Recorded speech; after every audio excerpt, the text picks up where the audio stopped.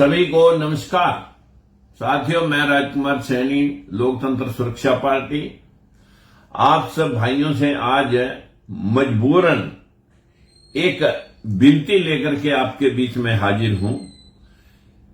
जो मैं आपके सामने खुलासा रखने जा रहा हूं वो आंकड़ों पे आधारित है। 500 450 लोग जनरल कैटेगरी के ही एमपी हैं दोनों सदनों में। मेरी आपसे विनती है कि आप इस जानकारी को जन जन तक पहुंचाएंगे कि इतना भर कहा था कि ये कमेटी बना करके जो SC ST OBC के साथ में भेदभाव हुआ है, सबसे ज्यादा बैकवर्ड क्लासेस के साथ भेदभाव हुआ है। मैं आपको एक वीडियो सुनवाना चाहता हूं। यदि आप जुड़ गए हो तो मेरी आपसे विनती है कि पहले आप ये एक वीडियो सुने जिस भेदभाव को रोकने के लिए ये कमेटी बनाई गई है। भाइयों बहनों को समानता देने की ऐतिहासिक कोशिश थी, जिनके साथ जाति के आधार पर भेदभाव किया जाता रहा है। क्या वाकई यह सच है कि नरेंद्र मोदी ने पहली बार सवर्णों के लिए सोचा है? क्या यह सच है कि सरकारी विभागों में आरक्षण से पिछड़े ही पिछड़े भर गए? क्या यह सच है कि आरक्षण से दलित ही दलित भर गए? या क्या यह सच है कि आरक्षण से आदिवासी मजबूत हो गए? क्योंकि कहा तो यही जाता है और इसी के आधार पर आरक्षित जातियों के काबिलियत को लेकर नफरत और घृणा का माहौल बनाया जाता है। तो दलितों पिछड़ों को आरक्षण का सच क्या है? एक अंग्रेजी अखबार ने इसे लेकर सूचना के अधिकार के तहत जानकारी मांगी और जो जानकारी मिली उसे देखकर सामाजिक न्याय के लिए आरक्षण के सिद्धांत की बुनियाद ही हिली हुई नजर आती है। सबसे पहले देखिए देश के केंद्रीय विश्वविद्यालयों में आरक्षण की सच्चाई। इस देश में कुल केंद्रीय विश्वविद्यालय है 40। यहाँ पढ़ाने वालों की तादाद है 11,486 और गैर शिक्षण कर्मचारी है 5,835। माना जाता है कि विश्वविद्यालयों में देश के सबसे सचेत लोग रहते हैं, जहाँ से सामाजिक न्याय की संहिताएं फूटती है, जहाँ से देश को दिशा देने वाले लोग निकलते हैं। तो क्या हकीकत है विश्वविद्यालयों में दलितों, पिछड़ों, आदिवासियों को आरक्षण की? गौर कीजिए, इस देश के केंद्रीय विश्वविद्यालयों में कुल प्रोफेसर है 1,125 और दलित केवल 39, मतलब 3.4%। और होने कितने चाहिए? कम से कम 15%, मतलब 168। आदिवासी प्रोफेसर केवल 6 और होने चाहिए 84 और पिछड़े प्रोफेसर एक भी नहीं, लेकिन न्यूनतम होने चाहिए 27%, मतलब 304। अब देखिए सवर्ण प्रोफेसरों की तादाद 1071, कितना? 95.2% और अधिकतम होने कितने चाहिए? सिर्फ 50%, मतलब अधिकतम 562। क्या इस बात पर आप यकीन करेंगे कि 1 अप्रैल 2018 तक भारत के किसी भी केंद्रीय विश्वविद्यालय के किसी भी विभाग में 28 साल के आरक्षण के बाद भी पिछड़ी जाति का एक भी प्रोफेसर नहीं था? लेकिन यही सच है। और प्रोफेसर ही क्यों, एसोसिएट प्रोफेसर देखिए, कुल एसोसिएट प्रोफेसर है 2,620, दलित प्रोफेसर 130, मतलब 4.96%। न्यूनतम होने चाहिए 393। इसी तरह आदिवासी प्रोफेसर सिर्फ 34, मुश्किल से 1%, होने चाहिए 197। और पिछड़े एसोसिएट प्रोफेसर एक भी नहीं, लेकिन न्यूनतम होने कितने चाहिए? 707। और सवर्ण प्रोफेसर की तादाद देखिए 2,434, मतलब 92.9% और अधिकतम होने चाहिए 1,310। मानिए न मानिए, लेकिन खुद भारत सरकार मानती है कि आरक्षण के तमाम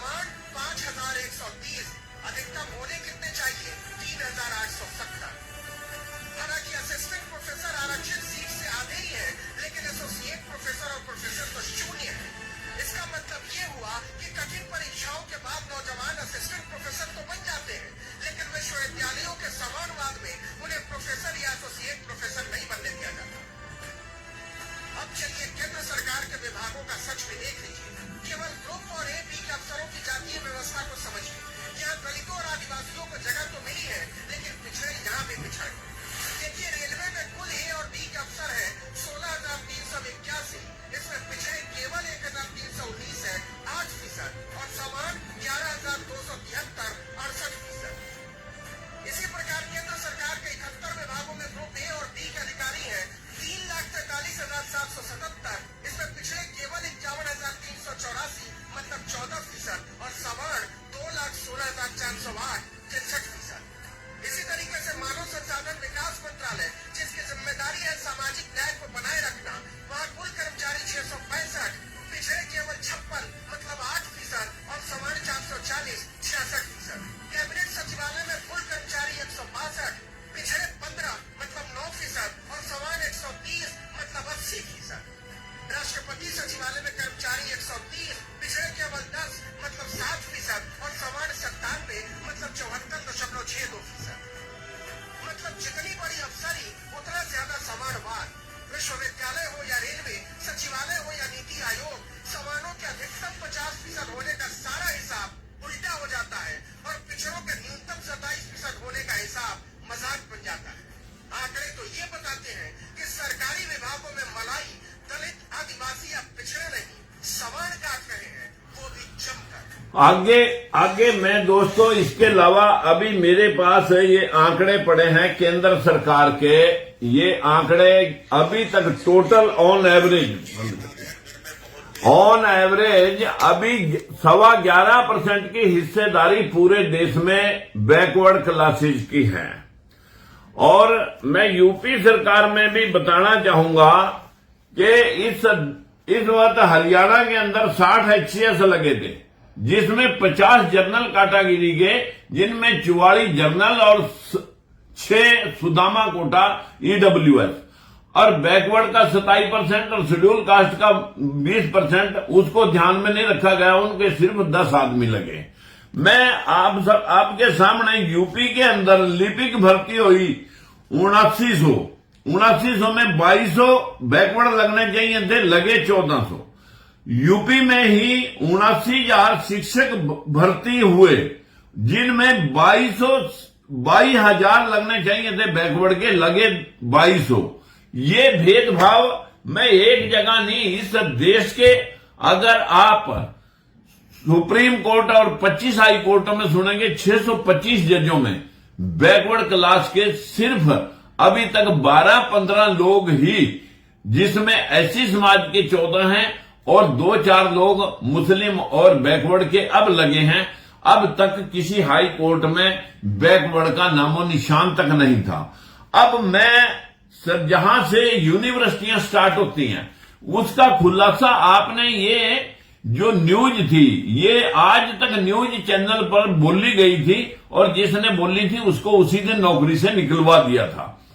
इस भेदभाव को रोकने के लिए ये कमेटी का गठन 13 जनवरी को, जब सरकार ने एक बिल बना करके 1950 में जो कमेटियां बननी थी, ये कमेटियां अब बनवाई जा रही हैं 77 साल बाद। अब तक कितना भेदभाव हो चुका है इसका तो कोई पैमाना ही नहीं। लेकिन ये जो कमेटी बनेगी, जो अपर कास्टों के लोग इसके खिलाफ विरोध कर रहे हैं कि जनरल कैटेगरी के स्टूडेंट के साथ एट्रोसिटी होगी, जिस प्रकार से एससी के लोग एट्रोसिटी का मुकदमा लगवाते हैं, उसी प्रकार बैकवर्ड क्लास के भी इसी प्रकार जनरल कैटेगरी के साथ बिहेव करेंगे। उनको इंसाफ कैसे मिलेगा? मित्रों, ये कमेटी अगर तो होती प्योरली बैकवर्ड और शेड्यूल कास्ट की, तब भी ये सवाल कर सकते थे।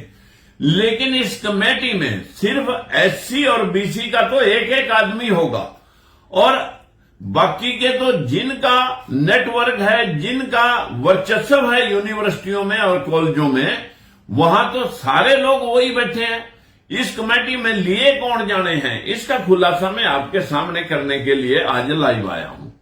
जो ये कमेटी बनेगी, किसी भी यूनिवर्सिटी का वाइस चांसलर या किसी कॉलेज का प्रिंसिपल, वो इस कमेटी को संचालन वो बढ़ाएगा, उसके संचालन में ये कमेटी चलेगी।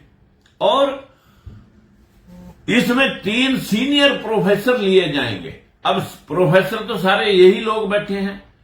अब वो 3 सीनियर प्रोफेसर जब लिए जाएंगे तो वो तो वही होंगे जनरल कैटेगरी से।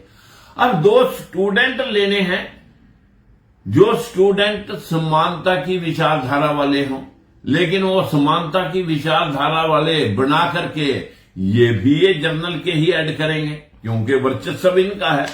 अब एक विकलांग और एक महिला लेनी है, उनको भी कोई जातिगत पैमाना, जाति उनकी नहीं कि किस जाति से लिए जाएंगे, उनको भी, विकलांग को भी और महिला को भी ये जनरल से ही उस कमेटी में डाल लेंगे। और 2 आदमी सिविल काउंसिल मतलब सिविलियन में से लेने हैं, कोई रिटायर्ड अधिकारी या कोई समाज सेवी। अब इसमें भी जाति का नाम नहीं लिखा गया कि किस जाति से, किस वर्ग से लेने हैं। तो मित्रों, ये लोग भी दोनों के 2 जिनका वर्चस्व है वो लोग स्वाभाविक है वो अपने ही रखेंगे। अब वो 2 जो एससी और बीसी का एक आदमी है, वो इन 10 आदमियों में कितना इंसाफ बैकवर्ड क्लासेस को दिला पाएंगे, यूजीसी तक वो कितनी रिपोर्टें भेज पाएंगे, ये सबसे बड़ा सोचने का विषय है। लेकिन उन 2 आदमियों की प्रेजेंस से भी जनरल कैटेगरी के लोगों को इतनी पीड़ा हो चुकी है, उनके पेट में इतने मरोड़े हो रहे हैं कि कहीं जो इतने बड़े पैमाने पर हमने भेदभाव यूनिवर्सिटियों में जो वीडियो सुनी आपने, जो प्रमोशन में और सिलेक्शन में जिस प्रकार का भेदभाव हुआ है साथियों, ये भेदभाव का खुलासा जब जनता के सामने जाएगा तो कल को हमारे लोगों ने वोट लेने हैं तो कहीं इनको औकात लोग दिखाने ना लग जाएं। इसलिए ये इसको उसी प्रकार से ढकना चाहते हैं जिस प्रकार से मंडल के बदले कमंडल, और यूनिवर्सिटियों में 2006 में जब रिजर्वेशन का मैटर आया था तो जनरल कैटेगरी ने वो भी विरोध किया था। और इस विरोध से आज देश में जो मूल निवासी 85% SC, ST, OBC और माइनॉरिटी के लोग हैं साथियों, वो लोग किस प्रकार से मुंह ताक रहे हैं अपने बच्चों को पढ़ा लिखा करके, उनकी मेरिट होने के बावजूद भी cut off merit general Sudama कोटे से भी और जनरल कोटे से भी जो ज्यादा जा रही है मेरिट, उस मेरिट में बच्चे की मेरिट जो है ना जनरल कैटेगरी के पैरेलल या उससे अबव है तो उसे कंसीडर बैकवर्ड क्लासेस में किया जाएगा। ये एक ऐतिहासिक फैसला दिया है 77 साल बाद, लेकिन उसे भी ये मानने के लिए तैयार नहीं है, उसका भी ये लोग विरोध कर रहे हैं। सब कुछ इन्हीं को चाहिए, अफसर भी इनको चाहिए, सांसद भी इनको चाहिए, जज भी इनको चाहिए, एम्बेसडर भी इनको चाहिए, वाइस चांसलर भी इनको चाहिए, प्रोफेसर भी इनको चाहिए। और यहां तक के इन लोगों को मीडिया के जरिए पूरा का पूरा सिस्टम हाईजैक हो चुका है। लेकिन ये 85% मूल निवासी समाज, ये कुंभकर्ण की नींद साथियों सोया हुआ है, इसकी आंख कब खुलेगी? जो ये इतना विरोध प्रदर्शन कर रहे हैं कि इससे जनरल कैटेगरी के स्टूडेंट को कहीं ना कहीं लोग केसों में ना उलझा दें। साथियों, जब 10 लोग साथियों वहां जनरल कैटेगरी के ही बैठेंगे, उन 2 बैकवर्ड और शेड्यूल कास्ट के लोगों की औकात क्या रहेगी? ये भी एक सोचने का विषय है कि एक तरफ तो सरकार इंसाफ दिलाने की वाहवाही लूटती है और दूसरी तरफ इन लोगों को अदालतों में भेज करके ठीक उसी तरह रिजर्वेशन के ऊपर जैसे स्टे लगवाया गया था और उस बैकवर्ड क्लासेस के 52% रिजर्वेशन को सुप्रीम कोर्ट ने 52 के बदले 27% कर दिया था। आज भी ये लोग वही काम करने के लिए प्रयासरत हैं और लोगों को गुमराह इस बात को लेके कह रहे हैं कि इसमें जनरल कैटेगरी के बच्चों को नुकसान होगा, उनको केसों में उलझा दिया जाएगा, जबकि निजी शिकायतों का तो इसमें कोई प्रावधान ही नहीं लिखा गया। उसकी शिकायतें तो प्रिंसिपल और वाइस चांसलर खुद व्यक्तिगत तौर पर सुनते रहते हैं। लेकिन आज जिस प्रकार से इस देश का माहौल खड़ा किया जा रहा है, जिस प्रकार से 2 करोड़ नौकरियों का लॉलीपॉप दिया था, 35 रुपए के डीजल का लॉलीपॉप दिया था, किसानों की आमदन 2 गुनी करने के बिल लाए गए थे, 15-15 लाख रुपए की बातें रखी गई थी। क्या ये भी बिल उसी तरह का एक जुमला है?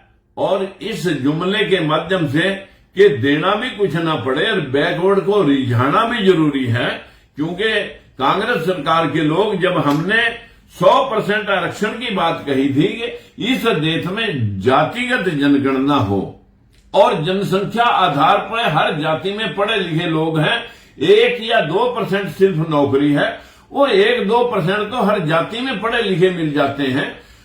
सभी को जनसंख्या आधार पर उसकी शासन और प्रशासन में भागीदारी मिलनी चाहिए थी, लेकिन संविधान लागू होने के बाद 77 साल बाद भी ये लोग हम लोगों को सिर्फ हिंदू बना करके वोट तो लेना चाहते हैं, लेकिन अधिकार देने के लिए इनके पास रत्ती भर जितना उड़द पे सफेदी होती है उतना भी इनके पास ममता नहीं है।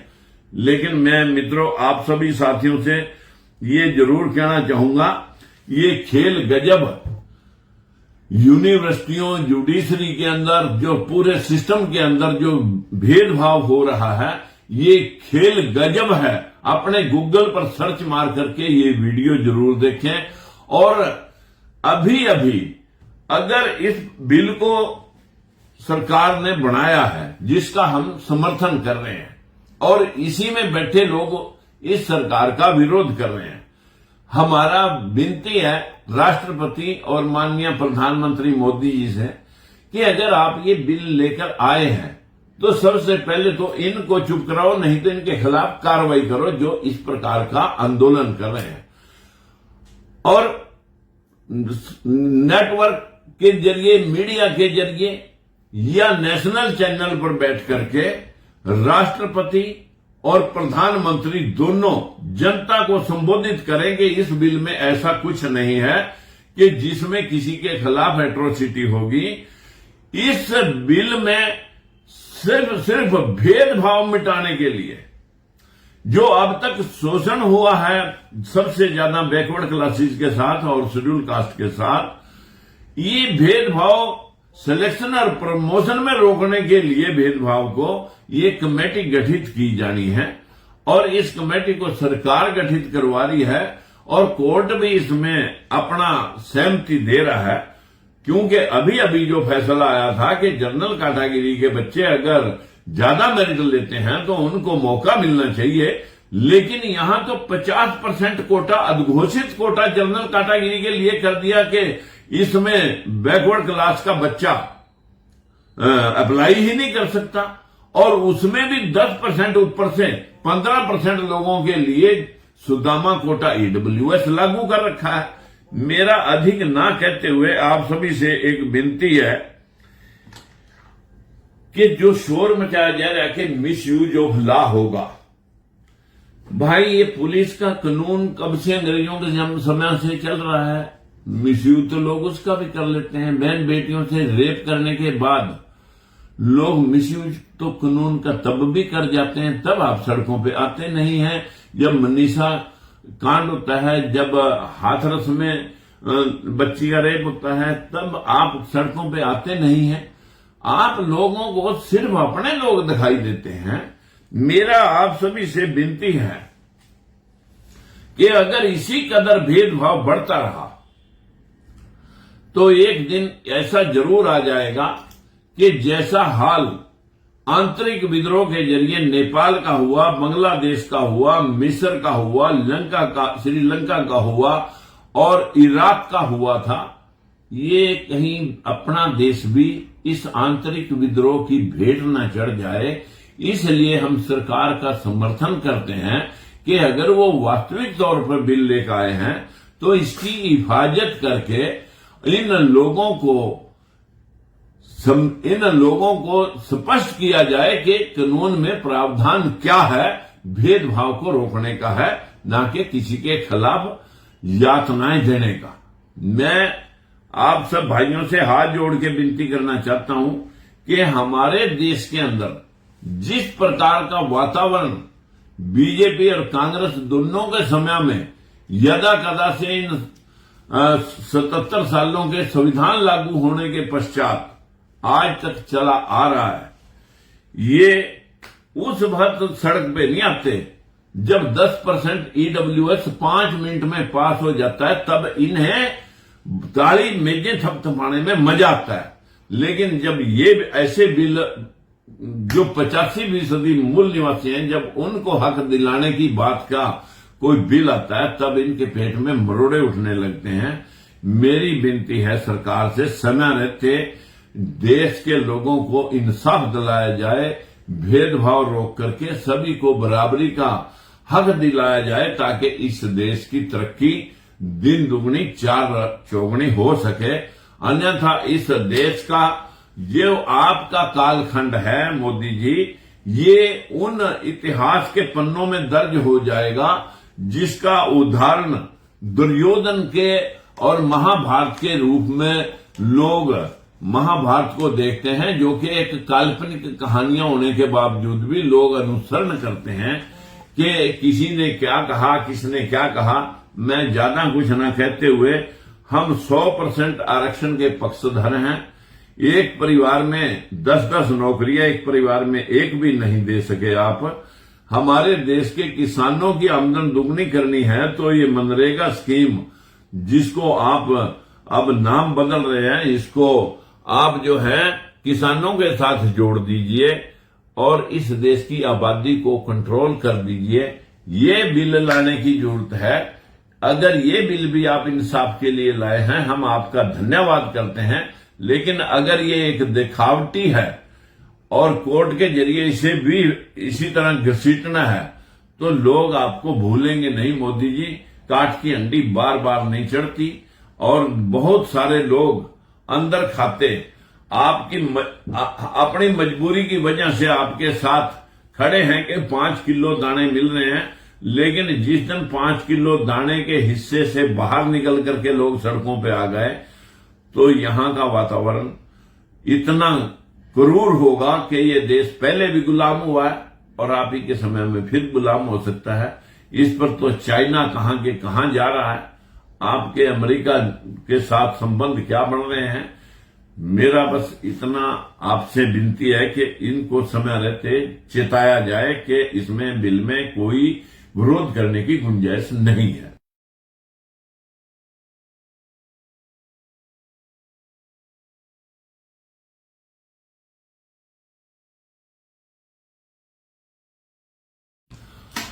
और इसका विरोध कौन लोग कर रहे हैं? ये जनरल कैटेगरी के वही लोग हैं जो अपर कास्टों में काउंट होते हैं। इसका विरोध मुसलमान नहीं कर रहे।